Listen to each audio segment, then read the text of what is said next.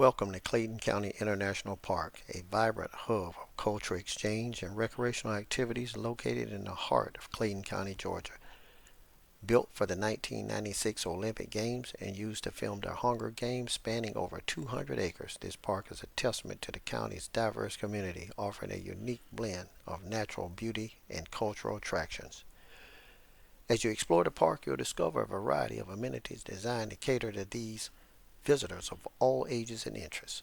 Sports enthusiasts will find their haven in the park's numerous athletic fields, tennis courts, and basketball courts, while these seeking a more leisurely experience can enjoy a stroll along the scenic walk trails or a relaxing picnic by the lake.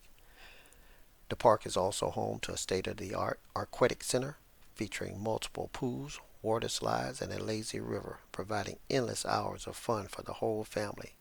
The park also provides a senior center and recreational center. One of the park's highlights is the Lakeview Amphitheater, Sports Pavilion, and volleyball courts. This unique attraction offers visitors a glimpse into different cultures and architectural styles, fostering a sense of global understanding and appreciation. Throughout the year, the park hosts a variety of cultural events and festivals celebrating the rich diversity of the county's community.